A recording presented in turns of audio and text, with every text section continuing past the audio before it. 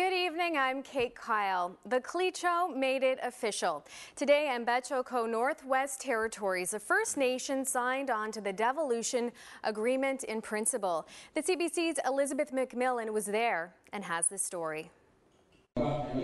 People from all four Cleacho communities are here today in Mbetxoko. Just moments ago, the Cleacho chiefs and the Premier signed the devolution agreement in principle. Now, Bertha Rebescozo started off the ceremony this afternoon by saying that 39,000 square kilometers of Cleacho lands will always remain Cleacho lands, but the devolution agreement affects the other lands, waters, as well as the land the mines are on. Premier MacLeod says that by signing on to the agreement in principle, the Cleacho now can have a stake in the economic benefits that will come with devolution. Grand Chief Eddie Erasmus says before agreeing to sign on to this agreement, they did their homework. They made sure it would not affect the Cleacho agreement. He says Cleacho will continue to make sure there's sustainable development and protect the land's water and environment. Now, today's signing is setting the stage for Monday. We know that Prime Minister Stephen Harper is going to be in Yellowknife, and we expect that the Prime Minister as well as Premier MacLeod will announce that they've concluded devolution negotiations and they have a final deal. Now, even though we expect they'll be making that announcement, they won't be signing the agreement that day. Premier MacLeod says he will be consulting with Northerners over the next few months about the agreement before it's actually signed. Elizabeth McMillan, CBC News, Mbetxoko. The Supreme Court of Canada delivered a historic decision today, settling a case dealing with the long-standing land claims of the Métis and Manitoba's entry into Confederation. The court ruled that Ottawa failed in its obligations to set aside thousands of square kilometers of land for the Red River Métis. North Slave Métis and the NWT hope this ruling helps their case against Canada. They filed a lawsuit saying they're being left out of devolution negotiations. Here in the Northwest Territories, the North Slave Métis Alliance are facing the same kind of challenges. Our Aboriginal rights are being denied, and the Crown is forcing the Métis into the courts, and the courts are delivering rulings in our favor because we're in the right. Evidence between the North Slave Métis Alliance and the federal government is now being exchanged. The alliance will meet with the federal government in court sometime this spring. With the warming climate and melting permafrost, people in Pond Inlet, Nunavut are worried about potential landslides. Some houses in the community are built near a steep hill, and there are concerns that the earth might shift. MLA Joe Enoch brought up Pond Inlet's concern in the legislature and was told the government is watching the situation. The Minister of Community Services says a geological technical report has been completed, and the department has created a handbook called Landslide Preparedness.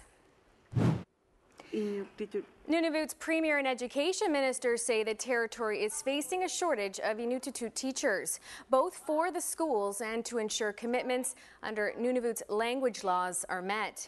Premier Eva Ariak says the territory needs 300 Inuktitut teachers to move forward.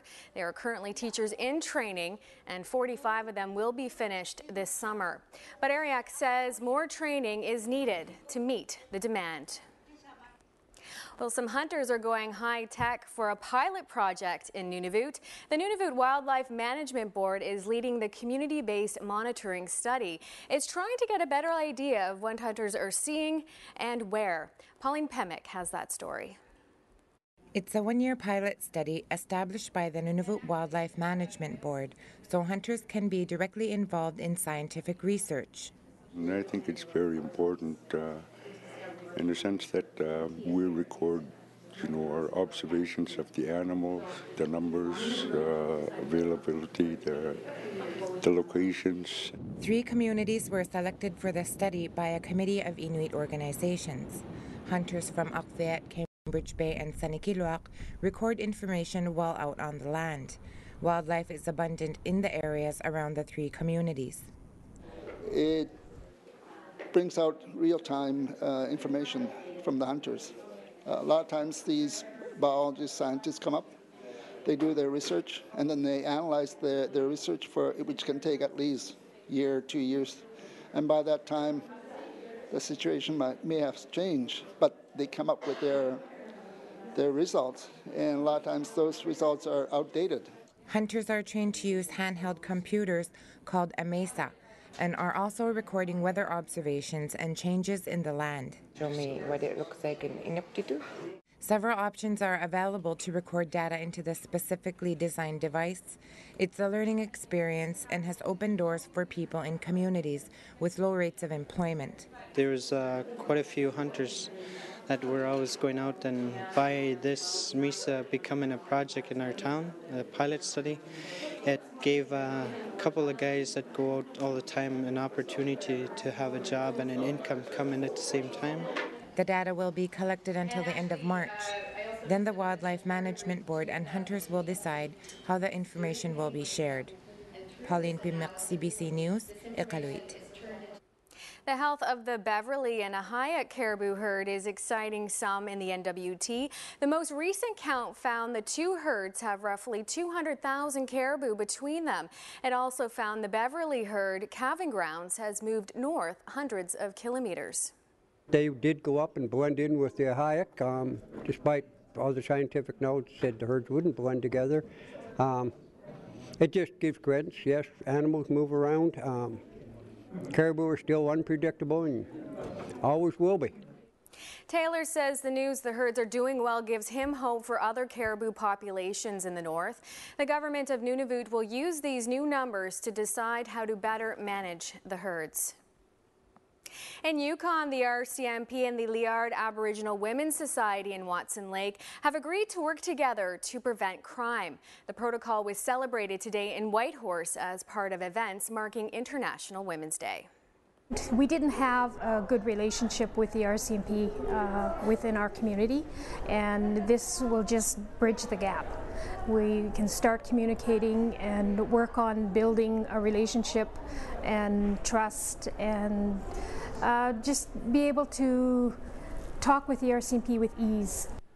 The RCMP and the Cascas Women's Group say there will still be rough patches between police and the community, but they say the protocol should ensure both sides can talk out their problems. Meanwhile, the YWCA in Nunavut was raising awareness today about homelessness in the territory and across Canada.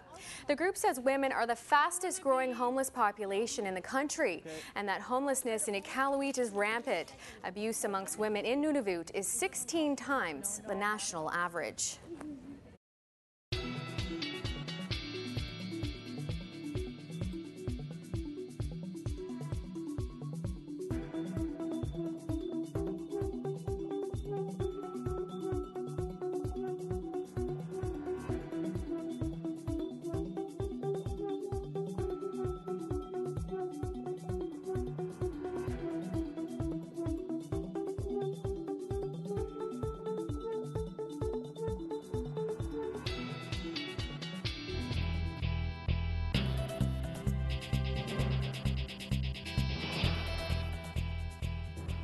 A feature film from Greenland will premiere in Iqaluit on Monday. Inuk was the Denmark Oscar entry for Best Foreign Language Film this year. A group of actors, producers, and writers from the film are currently on a North American tour.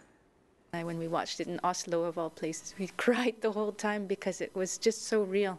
And the other part that is actually so real was that actors in the movie are actually kids that live in the group home. The film follows a 16-year-old Inuk as he goes from living in Nuuk with an alcoholic mother and stepfather to a children's home in a remote northern village. The story is based on the real-life children's home in Umanak, and it includes Inuit youth in their first film performance. 6 of those youth will be in Iqaluit on Monday to show the movie. The evening screening is free and open to the public. And that's our show for tonight. For news anytime, visit our website at cbc.ca/north. We leave you tonight with some shots from the Snow Castle in Yellowknife. I'm Kate Kyle. Thanks so much for watching and have a wonderful weekend.